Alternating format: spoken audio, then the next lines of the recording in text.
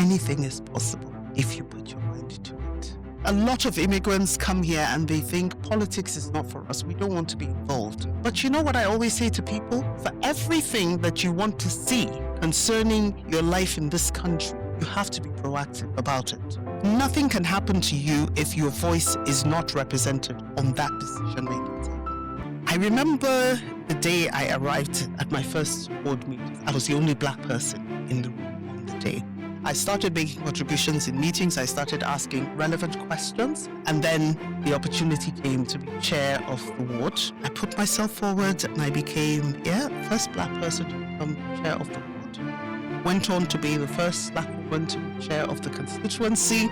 Went on again to be the first, black woman to be on the Welsh Executive Committee. I say it with every sense of modesty and every sense of humility, but it's such a good feeling when you know, I'm the first person to have achieved this. What should be the response when you come face to face with racism? I exercised maturity and showed love back. Every black person you see in this country, every immigrant has a story to tell. I've had my fair share, so I didn't get here by sheer luck. So what has failure taught you? I've learned one lesson from going through challenges, and that is that is the African possibility. Your narrative starts now. Your narrative starts now. Welcome to the podcast. Today on the African Possibility podcast, I'm honored to welcome a woman whose story represents courage, perseverance, leadership, and the power of refusing to give up. Councillor Patience Bentu. Councillor Bentu made history as the first black chair of the Labour Party in the Swansea constituency. She also serves as the elected councillor for Castle Ward in Swansea, a victory that came after an intensely demanding and hard-fought political journey. But perhaps one of the most powerful parts of her story is her experience navigating racism and discrimination here in Wales. In this conversation, we explore the deeper realities of what it means to pursue purpose in unfamiliar spaces. This is more than a political story. This is a human story. So settle in and let's get into it. Councillor Patience, you were raised in Zaria. You were raised in a university environment, a prestigious Ahmadu Bello University. So tell us what it was growing up in northern Nigeria and leaving that environment to the Western world. Well, I must begin by saying thank you very much for the opportunity to be here. Being on podcasts is a bit different for me, right? It's from being on national television, right. And, having been a television presenter myself in another life, it just feels a bit strange, but, welcoming to be back on this scene. So going back to my foundation as a child, growing up in Zaria, it was a very multicultural community in ABU at the time. Growing up in the 70s, it was at the time when the university had lecturers from all over the world, different countries of the world. So I was exposed to that multiculturalism from a very young age. I grew up with friends from America, from United Kingdom, from Philippines, from, different parts of all the continents, really. And it was during the oil boom in Nigeria, in the 70s, and life was good. I know that today, when I talk to my nieces, my great nieces and nephews about the cost of things when I was growing up, sometimes they say to me, "Oh, shut up, auntie, you're lying." Oh, no, it can't be. Yeah. And, it was just a normal upbringing in a university setting, very happy days. But there was another side to it. Right. I also grew up at a very difficult time for Zaria in terms of religious crisis, in terms of student crisis. Well. And so as much as, I had a very good life and happy life, I also have grown up remembering and having to live with the trauma of nights and days when we were on the run. Either because students were rioting and the army had been called in And I've witnessed shootings Wow. and running, in those kind of chaotic moments. I've also experienced religious crisis. Yeah. Nights when our parents have had to bundle us in the car and, run for safety, to seek safety because the notification has gone round. All Christians have to leave the university before 6 o'clock or they're going to get killed and things like that. So I was exposed to that kind of danger from a very young life. But overall, I would say, what I remember the most are the happy moments of growing up in a peaceful, coexistential community in Ahmadu Bello University. Oh, great. It is quite interesting to know that besides the negativities, there are also the positive sides which you still relish to date. And that's the most important part. Well, so you were elected a councillor for Castle Ward in Swansea. I want you to take us to the very beginning from how it all started and culminated in that election. And well, our audience would like to know more. I'm laughing because, sometimes when I look back on that political journey, I say to myself, what I've always said to myself when I do things like this: you stubborn woman, you've gone, what are you doing, And that ambition comes from a place of strength. Right. I come from a family of very strong characters, particularly the women in my family were such strong characters, very strong-willed, quite ambitious, and sometimes that might be a good thing, sometimes it might not be. I don't know, but that stubbornness and doggedness, is in my DNA. Right. And that's one. Secondly, I've always been interested in politics. Oh, wow.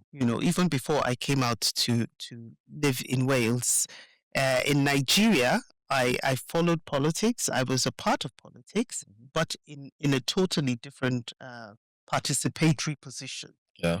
And you know how the political, scenario is in Nigeria. It's very patriarchal. It's all about the men. Yeah. So us women, yes, have roles to play, but it's always supportive roles. So it's campaigning for the men, and nobody cares about what skills you have, what experience you have, what knowledge you have. But did I enjoy it? Yes. Have I always been very interested in international politics as well? Yes. So I have followed my political party even before I came out here to live because their ideologies aligned with mine. So when I arrived in Wales, the first thing I did was join the Labour Party.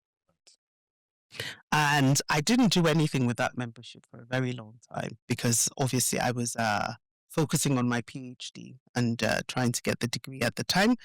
As soon as that was over, I thought to myself, okay, now is the time, to become active. And it's well, not a long story, but I started by attending ward meetings, not knowing anything about Welsh politics. Right? So this is where the stubbornness comes in. Why are you going to places where you know nothing about? What have you got to contribute in those spaces? So two questions quickly. Well, why the Labour Party? And in those ward meetings, were you the only black person, or were there a couple of other black people who were attending those meetings? First question, why the Labour Party? As I said to you earlier on, the Labour Party's principles align with my personal principles. Right. Principles of fairness, equity, and justice. Right. And equality. Right.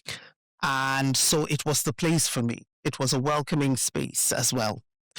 I remember the day I arrived at my first ward meeting. I just walked into the room not knowing anybody, but I was warmly welcomed. Right. But the first thing I noticed was I was the first black person. I was the only black person in the room on the day. And I carried on being the only black person in that room for so many more meetings to come. So I went along not knowing what Welsh politics was all about. But I had one thing that I wanted to do. Right. I wanted to listen Mhm. and I wanted to learn. Mm. And that was what I kept doing. So for many, months, because we had meetings once every month, Yeah.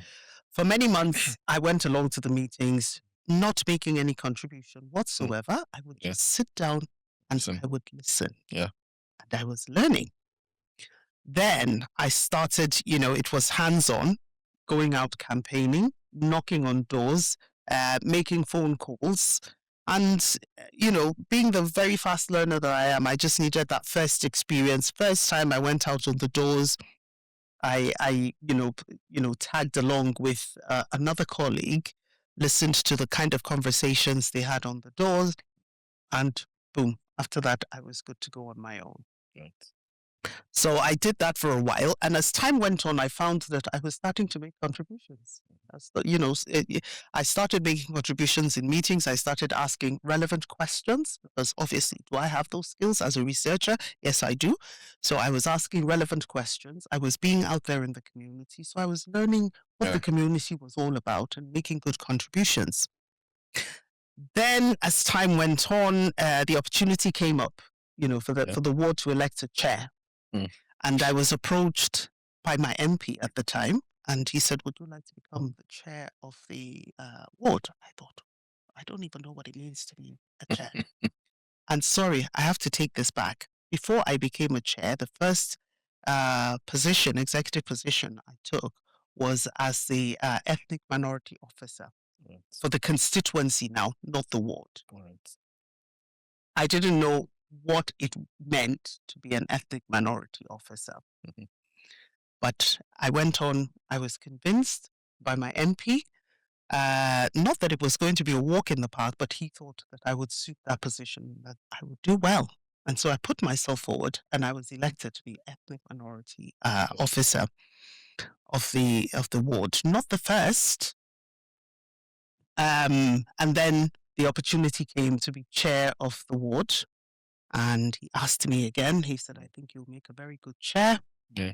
And I put myself forward and I became, first Black person to become chair of the ward.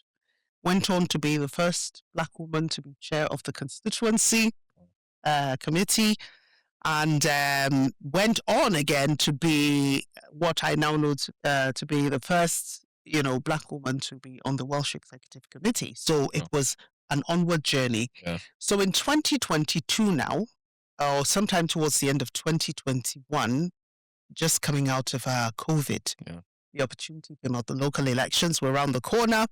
And at that point, in the back of my mind, I was going to do that thing again. I was going to put myself forward without thinking. So I knew I was going to put myself forward for the local elections to become a councillor. Again, did I know what it meant to be a councillor? Not quite. I had been to one or two workshops on, what it meant to be a councillor. But I didn't quite have the experience other than my skills and knowledge, which I thought were what I was bringing to the table. So fast forward the elections, in May of 2022, I got it. Wow.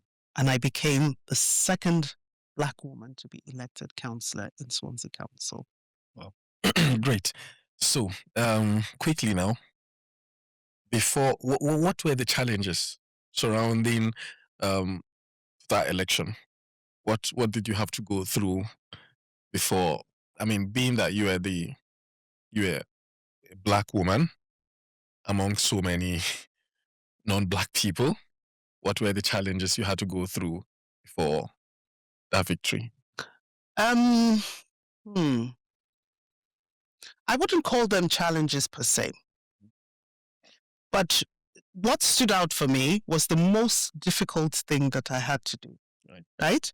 And I might sound pedantic now because I keep, telling this story all the time. Yeah. That other than raising my son as a single woman in Wales, the campaign for that election was the next most difficult thing I ever did in my life. Wow. Why was that? Because I had to campaign 3 times more than my white counterparts, my white colleagues. What First of all, Yeah. they were sitting councillors already. Already, yeah. So they were only returning. Yeah. I was the newbie, Mhm. and I was black. I was non-white. So the big question in that is, how do you convince, right, a predominantly white community to Yeah. support you and vote for you? And that was the driver for me, if you like, at the time. And I thought, can I do this? There was only one way, and that was to work harder than everybody else. So I was out there, and at the time I didn't quite have, I didn't have a team of volunteers to leaflet for me or to knock doors with me or anything. So 90%, or well, let me be a bit more, up to about 70% of the time, I was on my own. I would put my rucksack on my back with my leaflets on it and my introductory letters, and I leafleted all the streets that I needed to, putting letters and leaflets through the door and knocking on doors and talking to people and introducing myself. This is who I am. This is why I am standing. And can I please get your support? What was the response like? Overall, it was good. I didn't get any abuse on the doorstep. Thank God. Even those who felt like they didn't want to support me did it in a very polite way. Right. But it was that going out. And the trainers that I used at the time, because I would just wear my jeans, I put on my trainers. There's a lot of walking. It's not in Nigeria where you have, a convoy of 3-4 cars when you're going out to campaign. This is about, literally legwork. Exactly. So I put in, thousands and thousands of steps every day, just get, elected.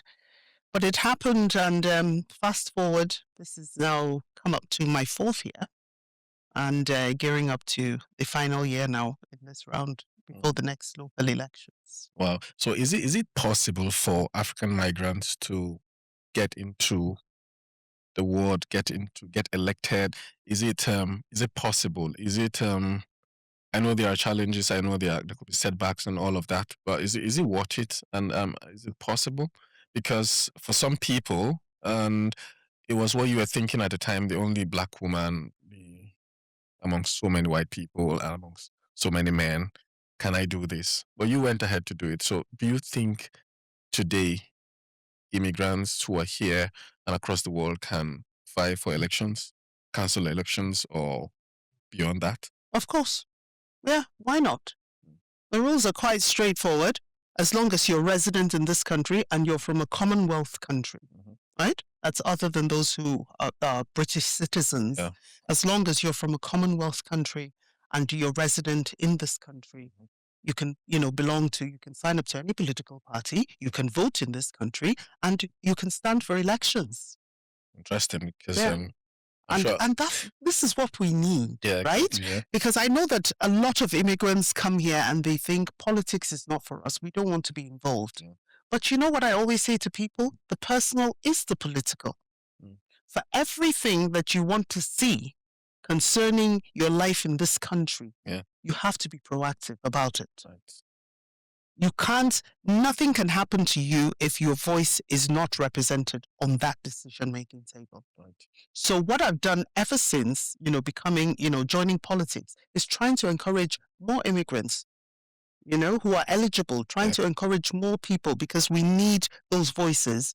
The decisions in Wales need to reflect the changing or evolving, demographics of Wales. Yeah, more so because we've got a good number of immigrants or black people and ethnic minorities who are now coming into Wales. Yeah. So there's a good number of that people who could get into politics and then get into election or seek elections. Yeah. Now, you're the vice chair of the Social Care and Tackling Poverty Committee.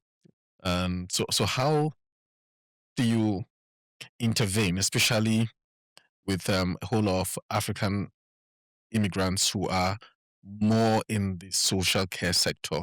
What role do you play there, and how does that intervention go well for Africans? Well, my role on that committee is advisory. Right. So we look at the policies, we look at the reports that the officers have come up with, and we advise. Yeah. And in advising, we ask, again, the relevant questions.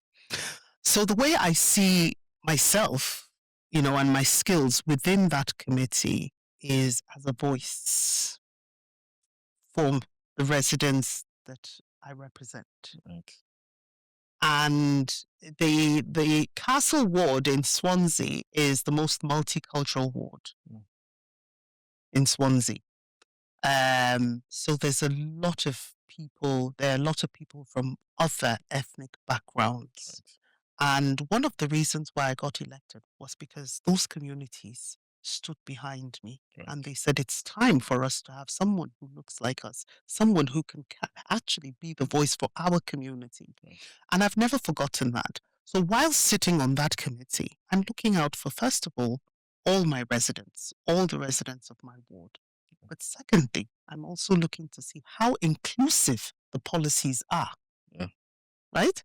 Are they making sure that they're including those voices that are not heard? Yeah. That are not being reached out to? And one of the things I did at the time was correct the narrative hard to reach. Because I kept hearing it. Council officers say, oh, hard to reach communities. And I say, hang on. Yeah. There are no hard to reach communities in Wales. You just need to ask where they are. And I feel like this is one of the reasons why I am here, because I can open those doors for you. Right. I can make those connections. I can do the networking. It's one of my skills. So with social care and tackling poverty, obviously that there are a lot of things that have impacted on the policies since I became a councillor. It's things like COVID, COVID-19 that has affected a lot of people's mental health, and by extension has an impact on adult social care as well as, children's social care. Then there's things like cost of living crisis, which has plunged more families, more individuals into poverty. And child poverty, you've seen, has been on the rise as well. So it's looking at the policies around how do we mitigate the risks in these areas, right? Yeah. And I give, huge credit to council staff. They're very experienced. They come up with the best policies, the best reports I have seen. Yeah. But when you begin to peel off the layers of the policies, this is where the experience and the skill comes in. Whose voices are we representing here? Are we making sure that every group within the community is being listened to, is being heard? And with our people, ethnic minority people, I think the most important learning in that is the culture. Understanding how to meet people's cultural needs, within the interventions that we want to come up with. And, so every time I sit on that committee, these are the things going through my mind. Your mind, Have to be able to represent everybody. Interesting. Yeah, so quite interesting to know that it's quite the Castle Ward is quite multicultural. You're doing great in terms of representing every community within your ward. Now, you're the first Black person to be elected as a chair. And so what does that mean to you, and how has it shaped your worldview, particularly your worldview and of possibility? In terms of what is possible?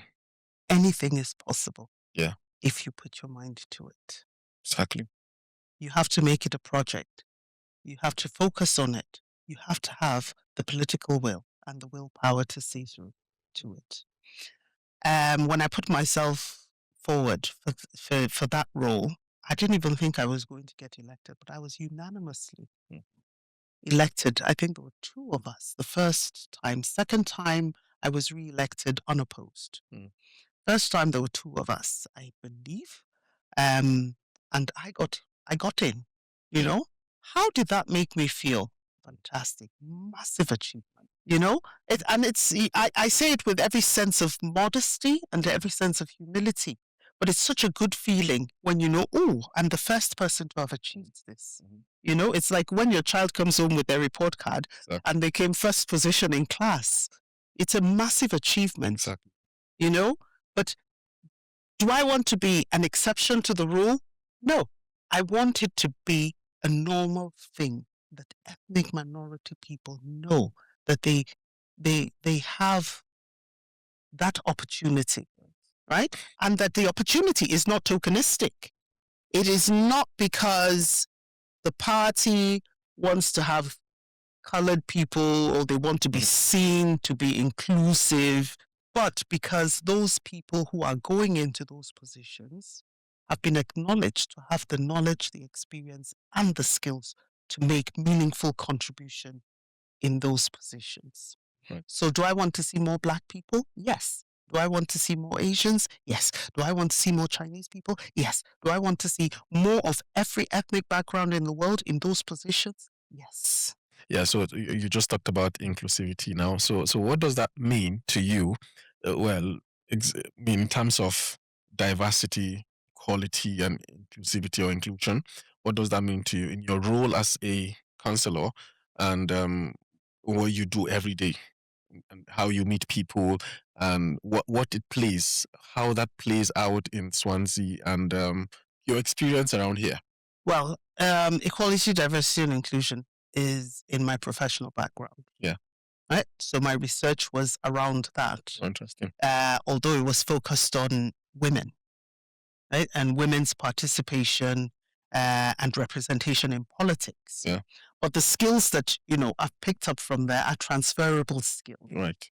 So soon after my research, I used those skills to work with a race organization, a race equality organization, and did all the things that I did within there as a community engagement lead and policy lead as well.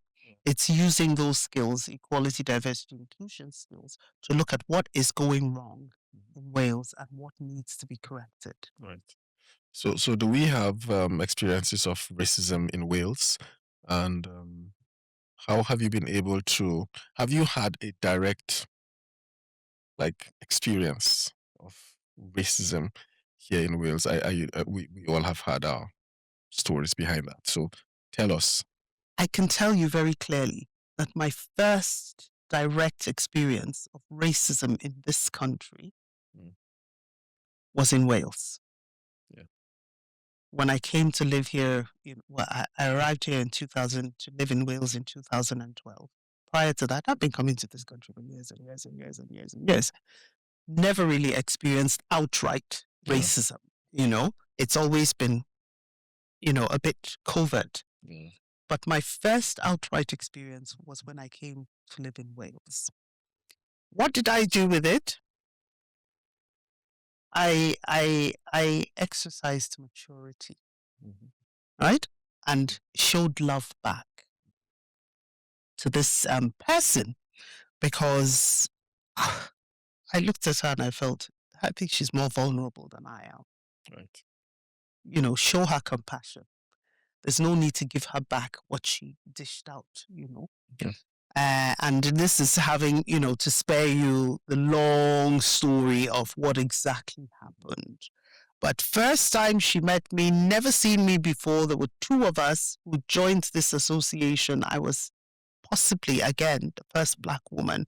And on the day, it was me and another white lady that were joining for the first time. So when we walked into the room, this lady was sat on the same table that we were supposed to sit. We were actually placed to sit on either side of her.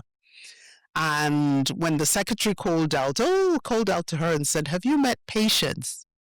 She looked up, because she was sitting in her chair, in her wheelchair, and she looked up and you could see the look on her face. And she looked back down and went, "Nope, and I don't want to." Good, yeah.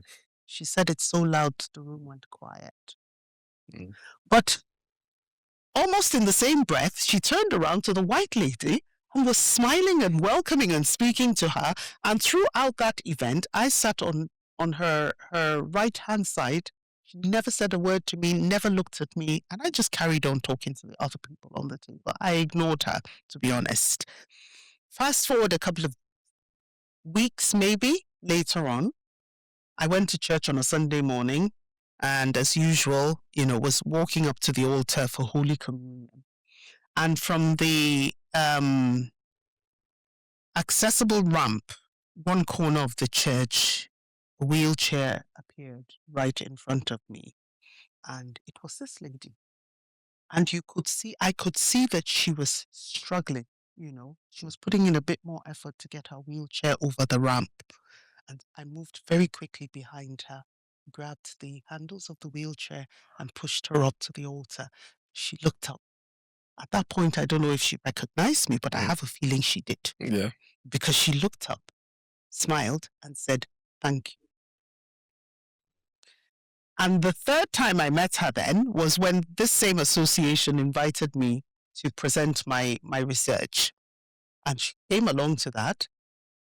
How did she react to me? She was very chatty. She was asking me questions about the research, and it had all melted. Mhm. Right? I want to believe that at that point, whatever it was, whether it is, well, the way I've heard people dress it up now, unconscious bias, or it was outright, for me, it was outright racism. Yeah. She didn't want to know me because of the color of my skin. Exactly. But because of the way I reacted to her on the next time, that kind of melted it. So as you've said, we all have our stories of racism. We could go on and on and on till the cows come home talking about our different experiences. Racism is alive and well. We were very grateful to the Welsh Government for the Anti-Racist Wales Action Plan. How far that goes, whether it will achieve what it's set out to achieve, is a matter to, in a few years' time we will know whether that has happened or not. But the thing is, we have to keep speaking up about it. We have to keep doing whatever we can do in whatever space we find ourselves to fight it. And this is what I've been doing. Lovely. I was going to ask, you've answered part of that question, but what should be the reaction?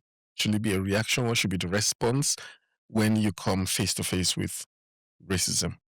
Are there support agencies? Are there places we could reach out for support when people get face to face with this kind of situation? Yeah, there are different agencies that you can reach out to. The first one being the police. Right? Now, I don't want to go into the matter of the police and how their handling of racism reports, because again, we could spend ages talking about that. Yeah. But I would like to share one experience that I encountered, and this was again during COVID when we were in lockdown. And then, it was COVID on the one hand, but then George Floyd was killed in America. Yeah. And that, started off the Black Lives Matter campaigns. And I remember I was working with this race organization at the time. And so we set up a meeting, an online meeting. We were all on Zoom, obviously in lockdown, with our communities, the communities we were supporting, ethnic minority communities and the police, to talk about, police brutality to ethnic minority people, etc., etc. And what hit me in that meeting was, first of all, the experiences that were shared by the people who attended the meeting. The other thing was the response, and what I took out of the response of the police at the time was, there's so much privilege within the local community that they can't empathize with what we're going through. I shared my experience with my son, you know, because of the stereotyping of black boys with a hood as being criminals. Every time we're going out, and you know, young boys love to wear their hoodies and they love to put the hood up. Every time we're going out, I tell my son, put your hood down, because I was always paranoid. Yeah. Put your hood down, put your hood down. Don't wear it up.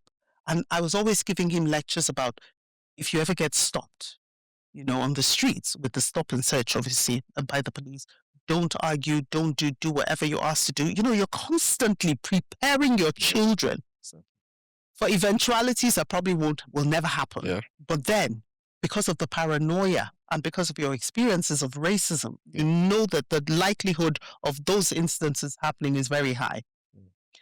And when I finished saying that, one of the police officers said to me, I'm really sorry that you've had to do this. I have never had to speak to my children, you know, about not wearing hoodies or anything like that. And that was when it struck me. So what do you call this? Privilege.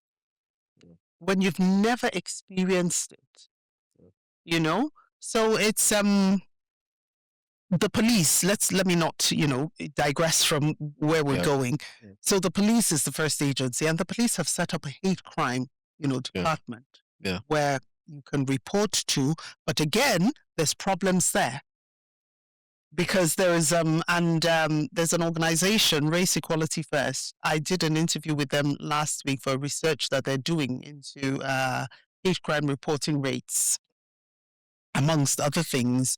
There's been a sharp drop in reporting hate crime. And why is that? I said, well, ethnic minority communities are tired. I'm the mother of a now, you know, older teenage boy. He's got loads of friends. I speak to kids every day. I'm an advocate for young people. I speak to kids who come through my door every day. And the ethnic minority children are telling me it's happening every day in school. Yeah. They face racism. And I say, you've got to report to the head teacher. You've got to talk to somebody. And they say, no, we can't. We're tired. Why? Because nothing gets done. Oh.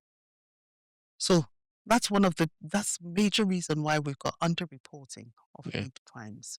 So let's park that to one side. There's also race organizations around that do help, you know, and we have quite a number of them in Wales. So those are agencies that you can turn to for support. Yeah. So I'm just a bit concerned about the fact that this happened, all of these happen in schools, and even when you try to report, nothing has been done about it. But for how long will these young teenagers have to put up with this? Because it has a way of affecting them psychologically if it's not nipped in the bud. So what do you think can be done? Do you think keep talking, or just keep quiet, or don't report anymore? Or what do you think should be done? Because something needs to be done. Well, I know what should not be done. Yeah. And that is keep quiet. Yeah. We must never keep quiet about these things. We have to continue speaking up for it. Yeah. And don't forget, racism. We're talking some 400 years. Right. Right? That this has been going on. Yeah. I can think, if I have to think off the top of my head, I'm thinking as far back as the days of people like Martin Luther King. Right. Like Malcolm X, like Rosa Parks, and all the things that they went through. These are the people whose shoulders we stand on. Yeah, exactly. And we have to continue the legacy. They also took the legacy over from all the people who fought it from the days of slavery. Yeah. Right? Right. And they've given us their shoulders to stand on. And we have to carry that legacy on and leave it behind for these teenagers that you're talking about to carry on. Yeah. Otherwise, nothing is going to change. And if nothing ever changes, let it go down in history that we spoke, that our voices went up against these things. Right. Will it change in the next couple of years? I'm hoping so. I'm looking at the younger people now, and I think they seem to be more accepting of each other. Yeah. You know, my son is in almost all the groups. Football, he plays football in his rugby teams. He's always the only black boy.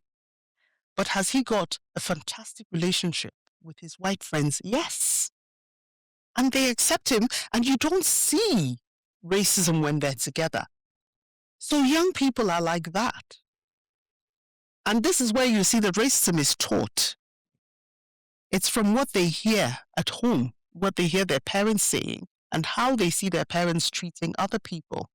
So if we teach our children acceptance, if we teach our children inclusivity, to accept people the way they are, regardless of their backgrounds, regardless of their protected characteristics, you would have given them a very, very powerful tool to grow up with. Right. Okay, let me take you back a bit. Because as an international student, when you came here for your PhD, you had this experience. You had a big experience. Yeah. Would you want to share with the audience that experience of racism? Again, we could be here for 5 hours or maybe 10 or maybe 6 months down the line. And I'm going to do this without mentioning the university. Right. It's okay. I think I have named and shamed them enough and not gotten any result out of it whatsoever. So I'm not going to waste my time. Am I still traumatized by that experience? Yes. But I'm able to speak about it today from a place of strength. Right. Why? Because they threw lemons at me, and I made a conscious decision to make lemonade out of those lemons, right?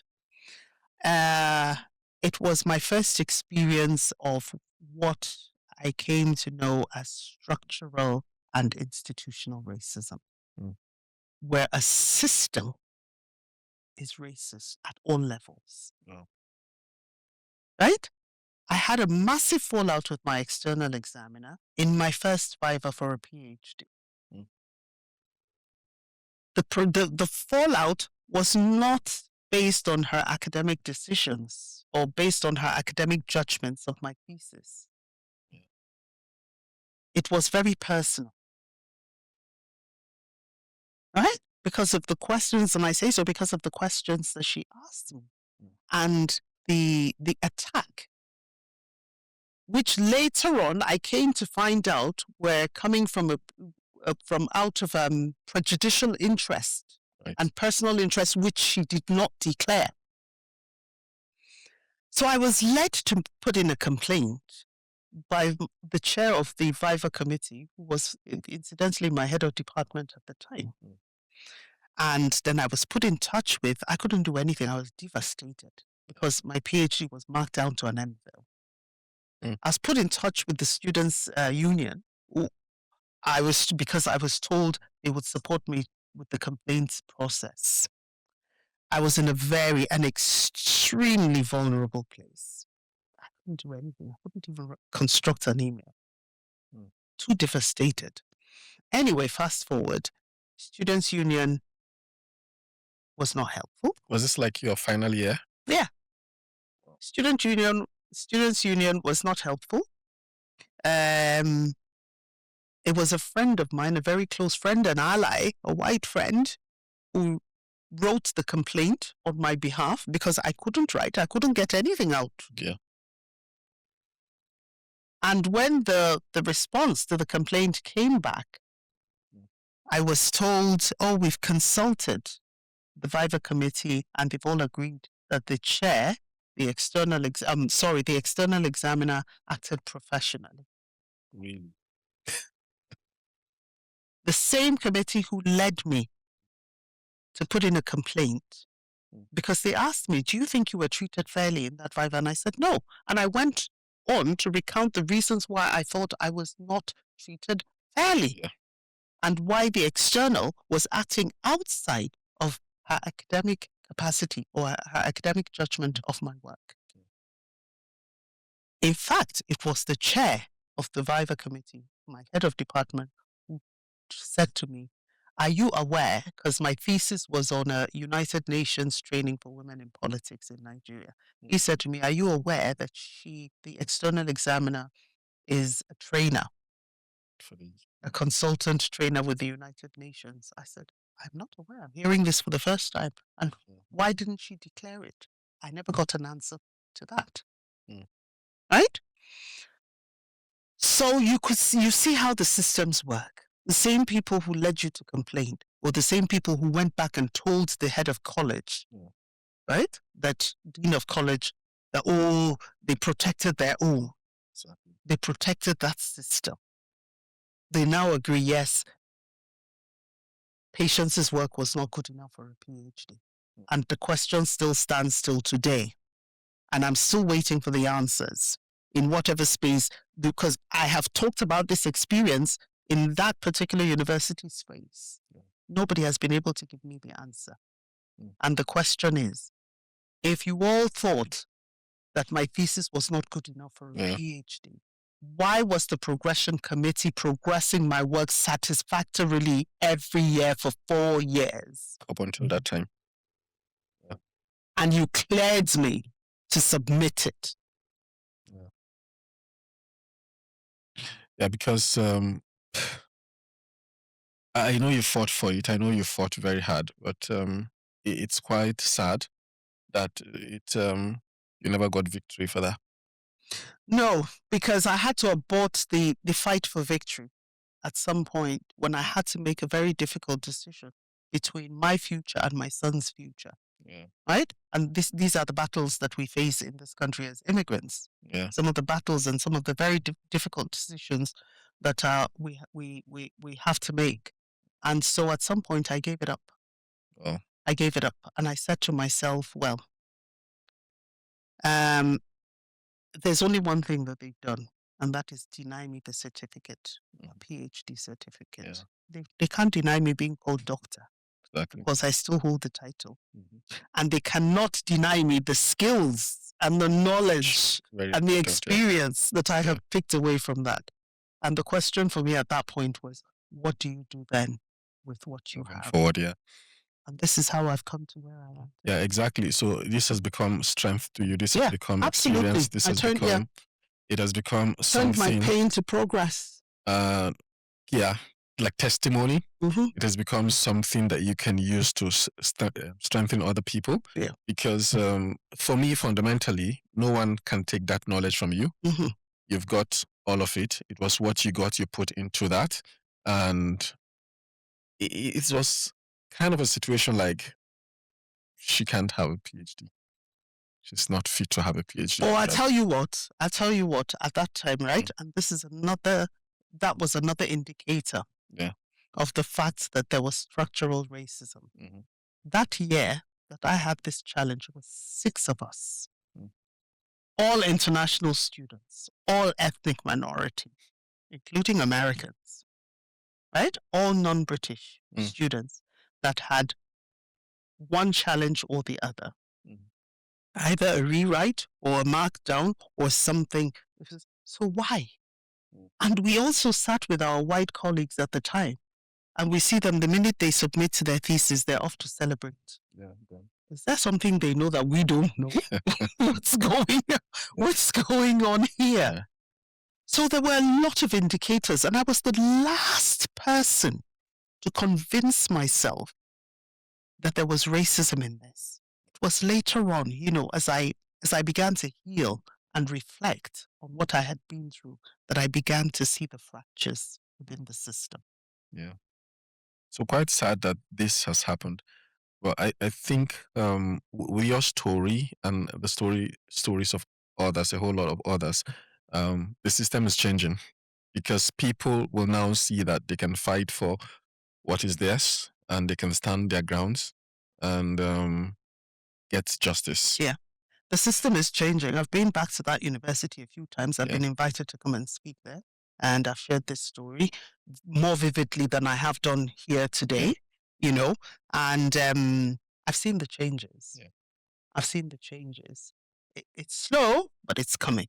So it's happening. And this is why I said to you earlier on, we must not stop talking about it. So fair play, because, these stories are now changing the narratives. This, you can't eat your cake and have it. That is the case. So you can't do wrong and stand by it and think the world will not come No, for you. and I'm not having that Yeah. anymore. Exactly. Yeah. So this is quite interesting that if you went through this, the good side of it is the fact that things will change because of you, because of your stories. And this is the stories of our predecessors also, those who have gone ahead of us. They've worked so hard to fight for this, and we are taking the baton over to the next generation. So as an African, how has it shaped your journey? How has it shaped you in all that you've achieved? And what has been the most difficult moment for you as an African in the diaspora? Right. How has it shaped me? It has strengthened my purpose and made my purpose in life very clear to me. Now I know my purpose in life, and I'm living my purpose, right? And being the voice for other people, and being an inspiration, and being a mentor to other people. Why? Because I said it, I don't want to see one more Black person go through what I went through, and more so a woman go through what I went through. That's how it's shaped me. What was the other part of the question again? Yeah, basically The most difficult moments in this journey, especially diaspora. Several. I can't point to one single one and say this is the most difficult moment. I have spoken to you about my challenges with the university, all bordering on racism. I have shared my journey to becoming a counselor, not the easiest. I have told you I've touched on raising my son as a single mother, with no recourse to public funds. Do you want me to list the challenges in that? Have the challenges ended? No. And when people see you now, they think, I've had somebody, a fellow Nigerian who was going through some challenges, and I'd reached out to them. And one day the man asked me, Madam, how are you in the position you are in now? I said, my brother, every Black person you see in this country, every immigrant has a story to tell. Right. I've had my fair share. So I didn't get here by sheer luck. Hopefully, yeah. So it's there's not one particular difficulty that stands out for me. It's All part of the journey. Yeah. It's a whole combo.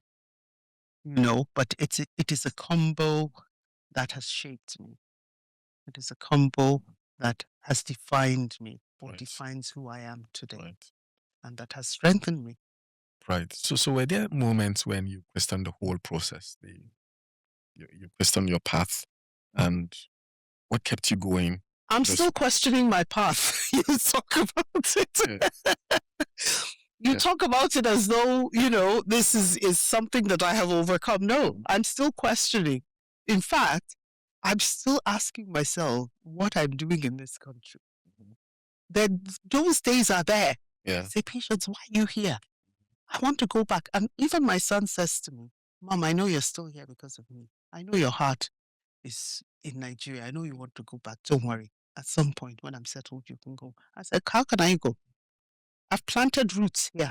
You are the root, right? Very soon you're going to have your own family. You're going to start having kids. Who's going to help you with childcare?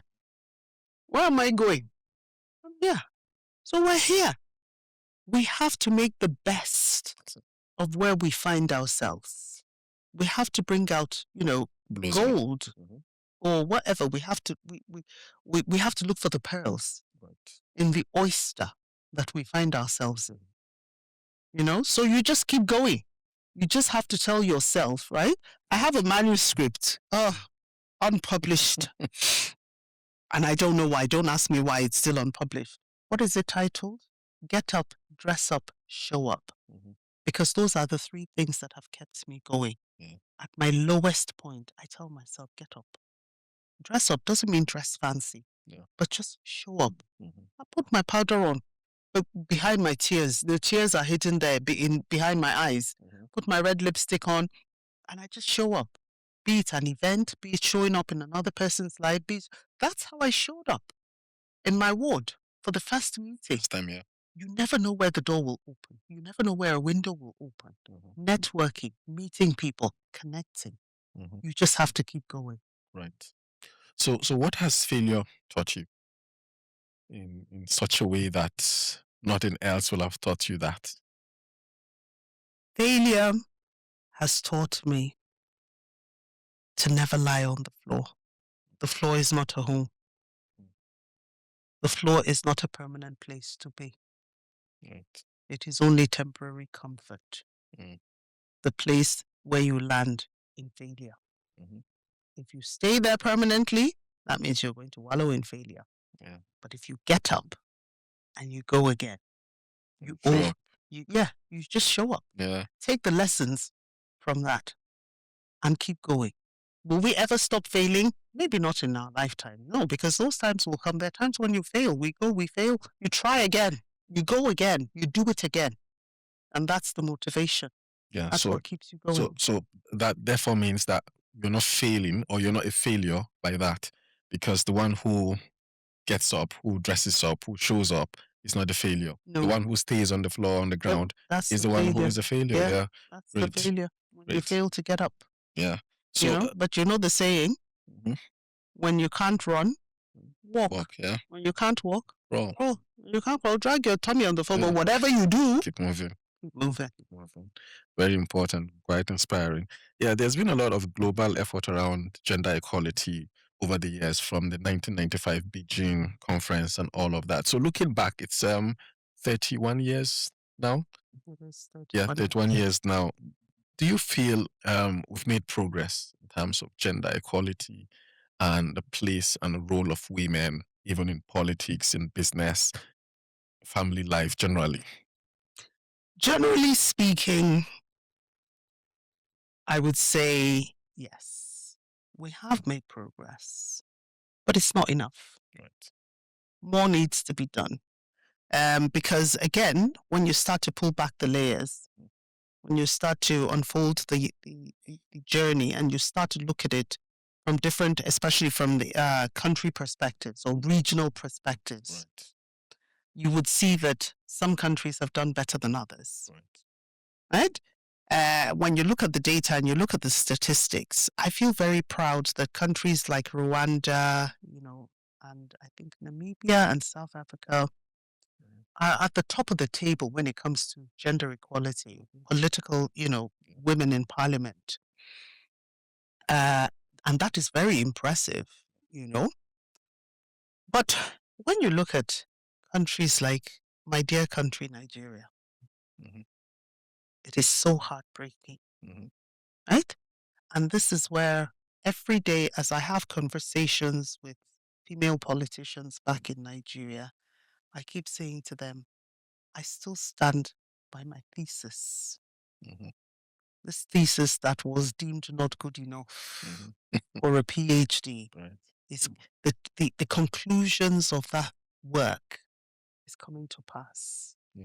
Right? Because the hypothesis was, yes, you can train women, but unless and until you look at the challenges and you try to overcome the challenges, unless and until we have multi-interventions, a mixture of interventions to address inequality, gender inequality in politics in Nigeria, women are not going to go anywhere. And that's exactly what's happening. And the projection I made at the time I did the thesis was, who was the president now? Was it Jonathan? Who was before? No, Jonathan Yaradua. Obasanjo. It was under Jonathan we had 6% of women in the National Assembly. Yeah, he did. I think he did about the best. 6% in the National Assembly, but he hit the 30% target. Although they were in appointive positions. Yes. Right? Which is quite commendable. That was commendable. Yeah. Right? Now, my thesis was saying if you don't address those challenges and have a multi-intervention approach, if you don't legislate on the gender policy, for all you know, another government can come And that 30% will go down to 20, 10, or nothing at all. Yeah. Fast forward now. Where are we today? 2026. President Bola Ahmed Tinubu. What percent are we looking at today?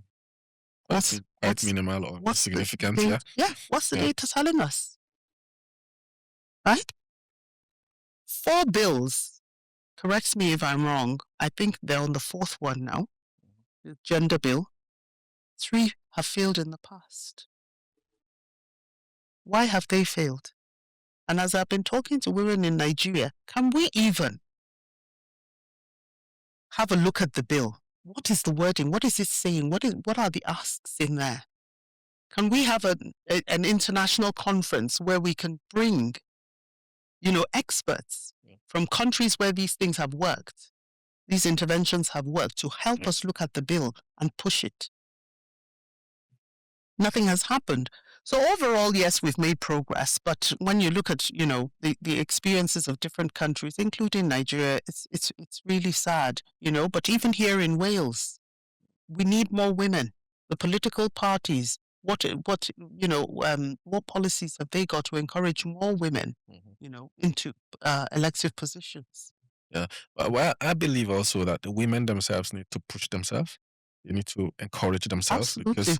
Because sometimes when you just keep that thing in your head to say it's a man's world or it's their business, it's men's business, I don't want to go into that. Nothing will happen. Exactly, nothing will happen. No. But if you've got that drive, if you've got that interest, push yourself out, and there will always be support. There will be people with like minds to say, hold your hands and we go together. So it's a clarion call for women to push themselves out, take themselves out. 100%. Yeah. All right, lovely. So what is one lesson your journey has taught you, and that thing that others need to hear? Only one word: resilience. Resilience. You have to toughen up. Yeah. The world, it's a bad world out there. Life challenges you to the point that let me speak for myself. Life has challenged me to the point that I have had to question my integrity and good deeds sometimes. I just go and sit back. When you get slapped, you go and sit back and think, why am I being good? Why should I be good? Sometimes you need to be a bad person to get. It's true. Nobody ever got to a good position by being good all the time, right? Sometimes you got to be not bad but hard on certain things. If there's very little space for softness in this life, because life can batter you so badly. But you have to go back, retreat, and build upon your strength and come out tougher to be able to face the challenges ahead of you. Yeah, so not bad, but hard. Hard, yeah. There's an African proverb that says, if life hits you so badly and you fall on the ground, make sure you fall on your back. Yeah. Because if you can look up, then you can get up. True. Yeah. I totally agree with that. So and I like that back, as well. Yeah. If you can look up, then you can get up. Exactly, because life is hard. Life is hard, and the word you used is quite significant. Resilience.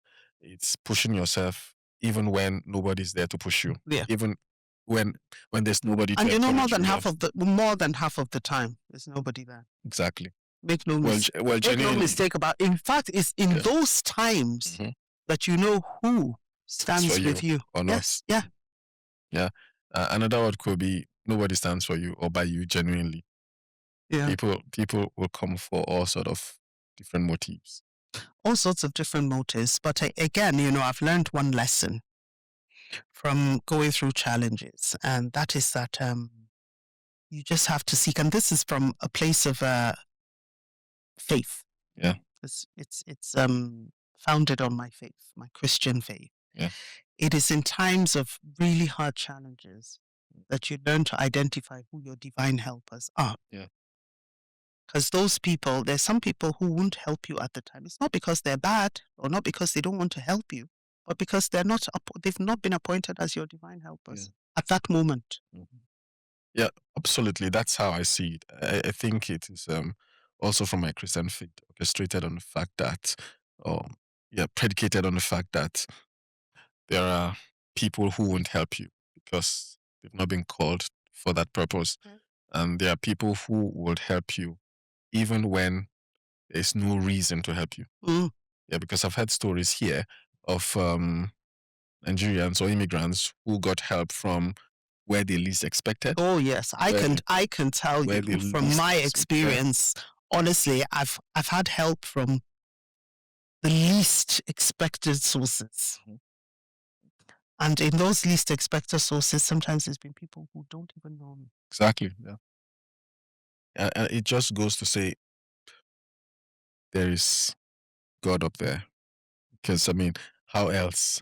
This is not science. This is not AI. This is not. And this is how we've survived as well as immigrants in this country. Exactly. A lot of us have just learned to lean, onto our faith. Exactly.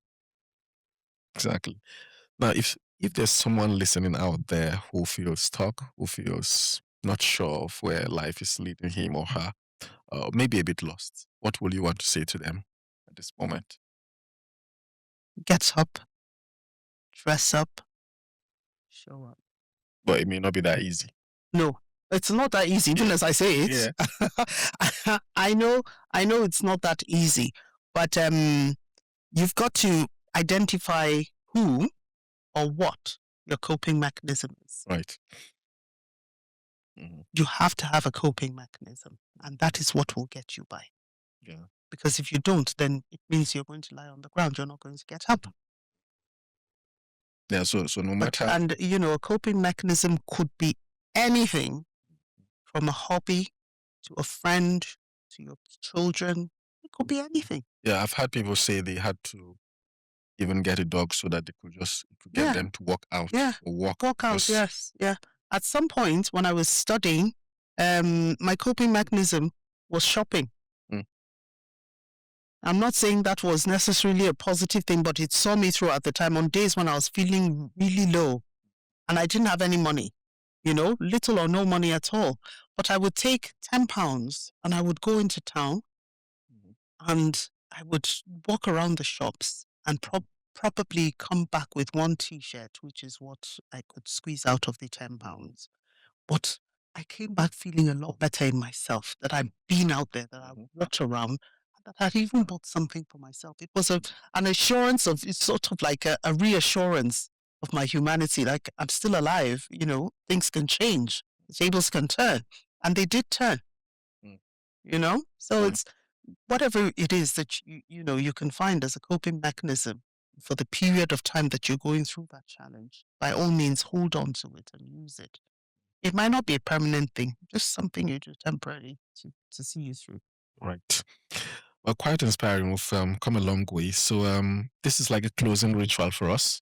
The closing question. It is, when you think about the future, what is one possibility for Africans across the world that gives you the most hope?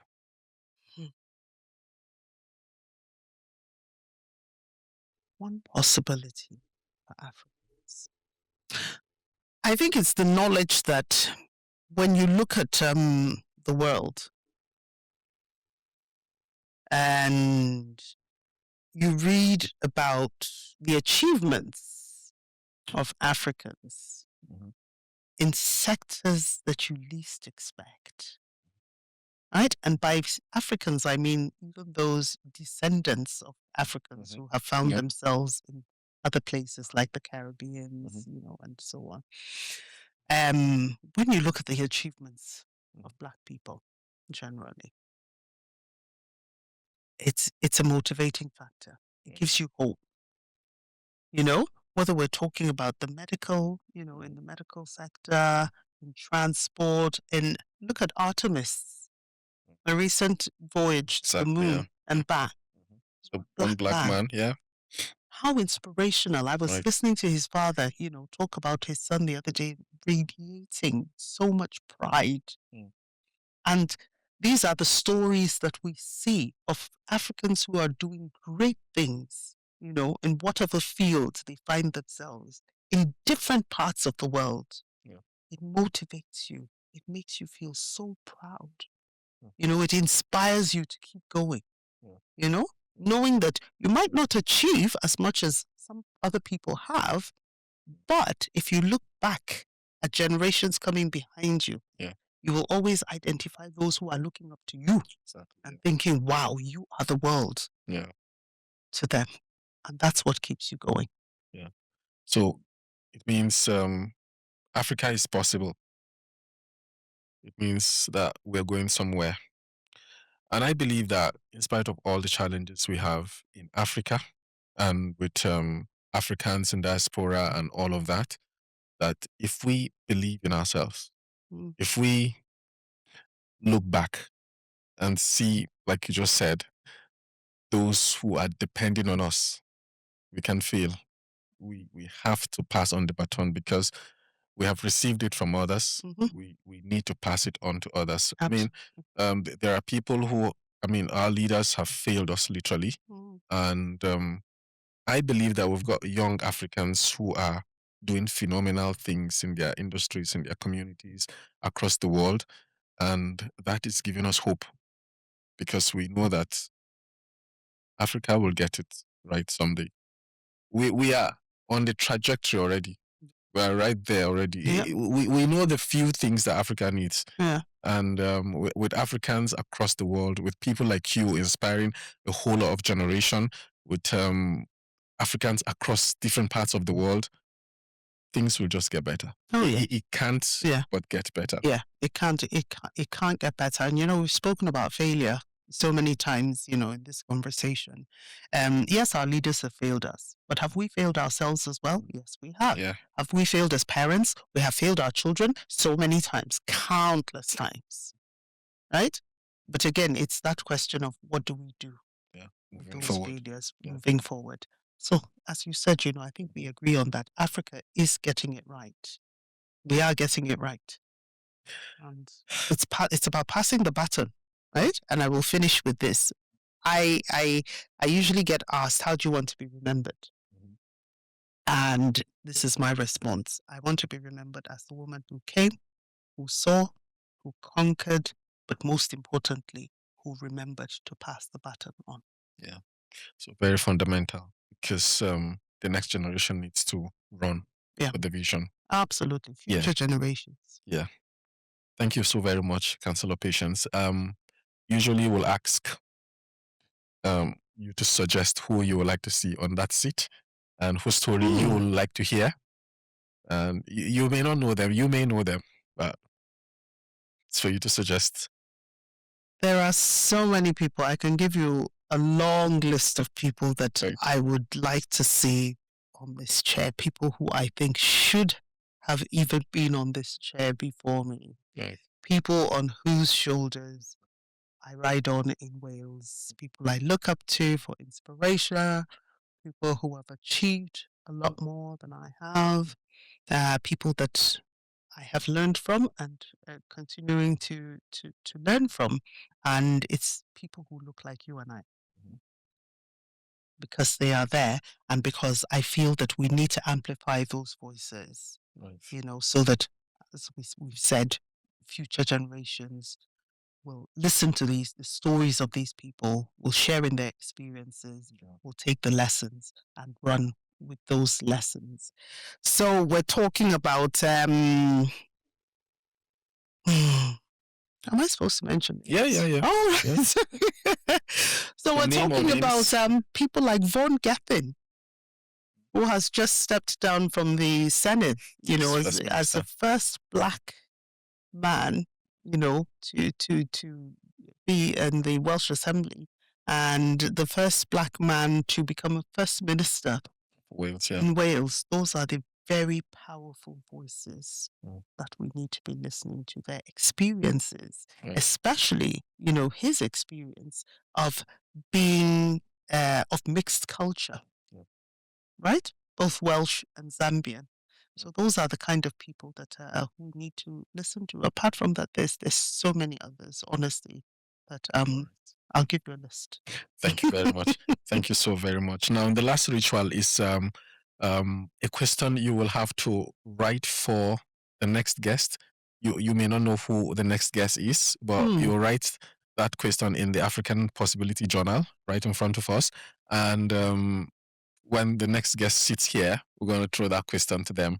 Right. Did you throw a question to me or? Yeah, because you're the first guest. Oh, from anybody to you. What a privilege. Yeah, hopefully in the future, when we have you back here, maybe as a grandma, then you will come back here and we'll throw that question. I'm already a grandma. Possibly as a great grandmother. Great grandmother. All right, so you come back here. Grandmother to many. Yeah, that question to you. So thank you very much for joining us on the African Possibility Podcast. This is our very first episode with the delectable, indefatigable Councillor Patience Bentu. She's quite, what an inspiring story we've heard.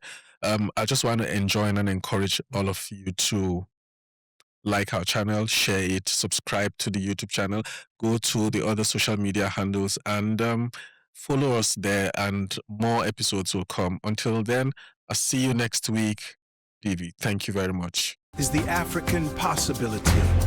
Your narrative starts now. Your narrative starts now. Welcome to the podcast.